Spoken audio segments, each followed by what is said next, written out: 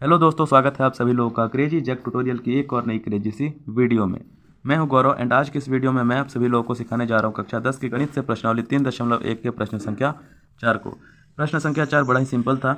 इसका जो पहला वाला प्रश्न था हमें दिया गया था x प्लस में y बराबर में 5 और 2x प्लस में 2y बराबर 10। इसका हल मैंने आपको इससे जस्ट पिछली वाली वीडियो में करवा दिया था। अगर आप चाहें तो उस वाली वीडियो को भी जाकर देख सकते हैं। मैंने उस वीडियो की लिंक डिस्क्रिप्शन बॉक्स के टॉप में दे रखी है।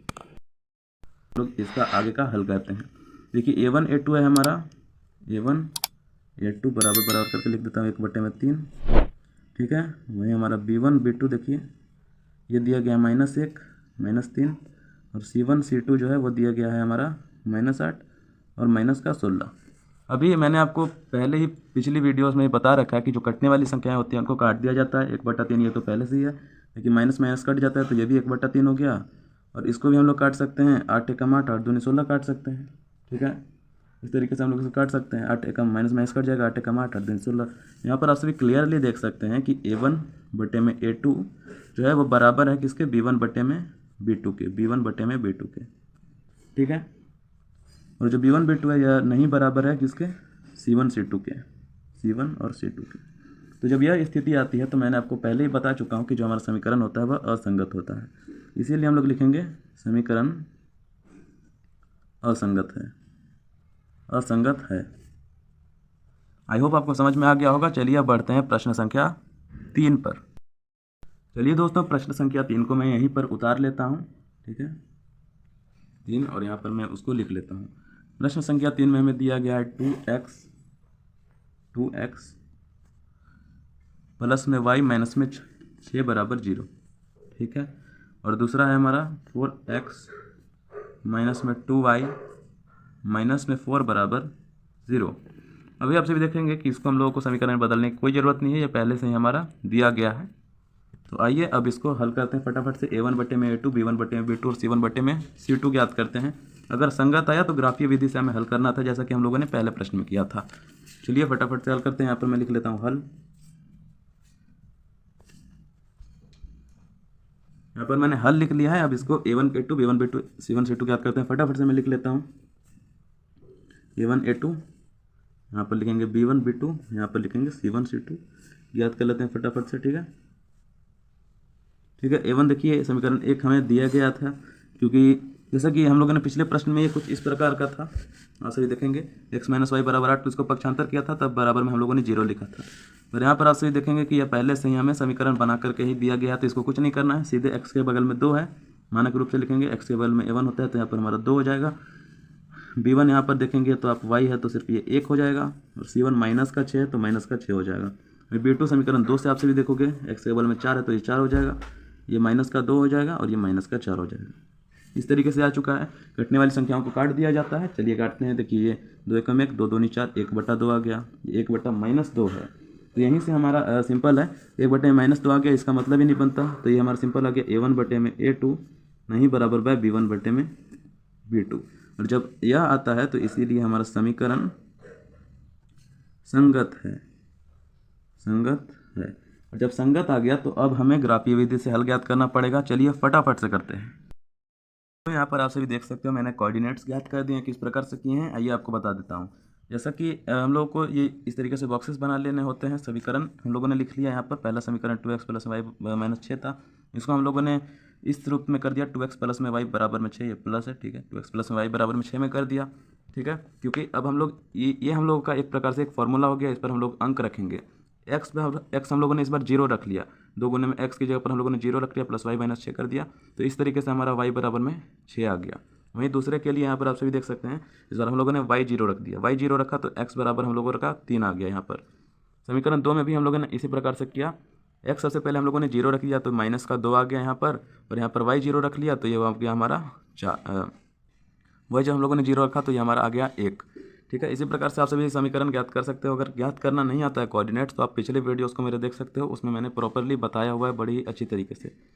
चलिए अब ये हम लोगों को 2 कोऑर्डिनेट्स मिल गया। अब इसी प्रकार से अब हम लोग इससे ज्ञात करेंगे, ग्राफ बना करके ग्राफीय विधि से इसका हल ज्ञात करेंगे।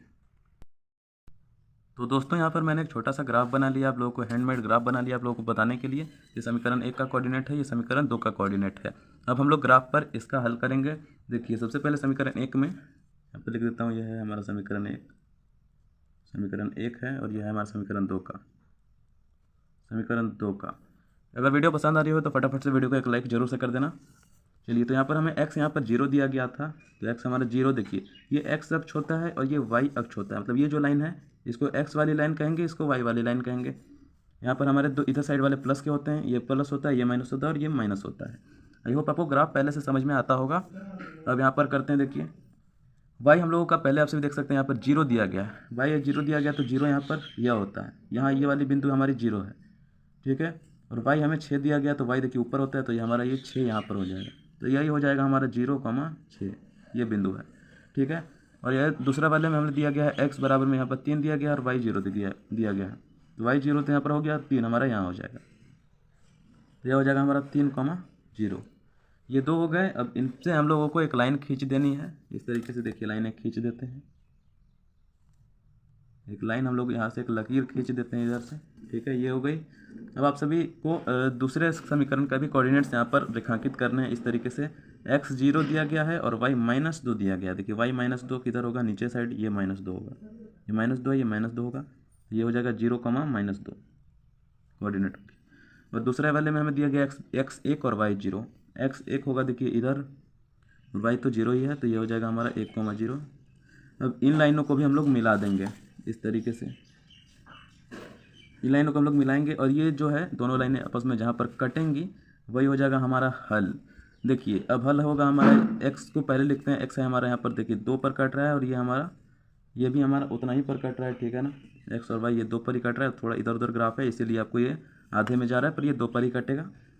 आप सभी जब ऑफिशियल जब आप सभी सॉल्व करोगे क्वेश्चन एग्जाम वगैरह में, तो आप सभी को एक अच्छा सा दिया हुआ रहता है, एक पेज ग्राफ वाला पेज दिया हुआ होता है, वहाँ पर लाइनें पहले से ही खींची हुई होते हैं, बस आप सभी को इस तरीके से नंबरिंग करनी होती है, ठीक है, लाइनें खींच करके नंबरिंग करनी होती है, यहाँ पर एकदम प्रॉपर आप सभी एग्जैक्ट आपका आंसर आएगा, ठीक है।